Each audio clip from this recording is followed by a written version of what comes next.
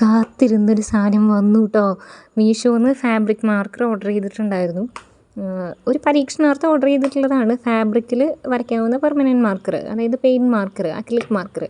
ഇതിൻ്റെ വില വളരെ കുറവാണ് കേട്ടോ. ഇത് വന്നാൽ കൊള്ളില്ലാതിരിക്കുമോ, റിട്ടേൺ ചെയ്യേണ്ടി വരുമെന്നൊക്കെ ഓർത്തിട്ടാണ് ഓർഡർ ചെയ്തത്. 152 രൂപയുള്ളൂ. ഞാൻ COD ആയിട്ട് മേടിച്ചതുകൊണ്ട് 170 രൂപയാണ് കേട്ടോ.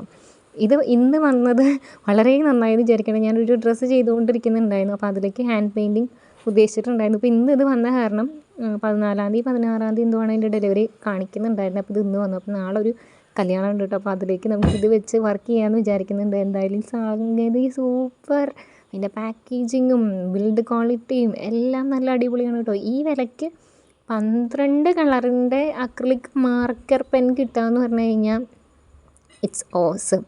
ഒന്ന് ട്രൈ ചെയ്ത് നോക്കാൻ വേണ്ടിയിട്ട് എന്തായാലും വാങ്ങിക്കോളൂ കേട്ടോ. ഞാൻ നമസ്തയും കൂടി അടി കൂടിയിട്ടാണ് ഇത് തുറക്കുന്നത്. അവൾക്ക് തുറക്കണം, അവൾക്ക് പൊട്ടിക്കണം എന്നൊക്കെ പറഞ്ഞിട്ട് വൻ ബഹളമാണ് കേട്ടോ. ഞാൻ തരില്ല, എൻ്റെതാണെന്നൊക്കെ പറഞ്ഞിട്ടാണ് ഞാനത് പൊടിക്കുന്നത്. പാക്കും കൊള്ളാം, പാക്കേജിങ്ങും കൊള്ളാം.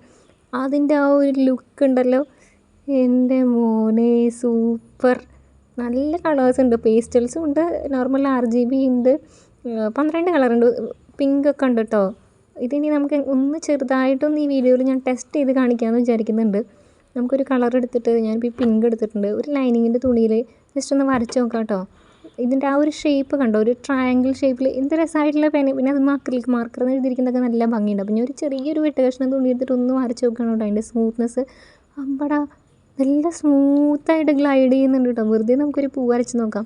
ഇതിൻ്റെ ആ ഒരു ക്വാളിറ്റി, നോ അയണിങ് റിക്വയർഡ് എന്നൊക്കെയാണ് അതിൻ്റെ ഇതിൽ എഴുതിയിട്ടുള്ളത്. അയണിങ് വേണ്ട, നമ്മൾ ഹാൻഡ് പെയിൻറ്റ് ചെയ്ത് കഴിഞ്ഞാൽ നമുക്ക് 24 hours അത് ഉണക്കി ബാക്ക് സൈഡിൽ നിന്ന് അയൺ ചെയ്യുകയൊക്കെ വേണ്ട. അപ്പോൾ വേണ്ട, ഞാൻ ജസ്റ്റ് ഒന്ന് വരച്ചിങ്ങനെ ആക്കി നോക്കിയപ്പോൾ ഇത് പരക്കണമൊന്നുമില്ല കേട്ടോ.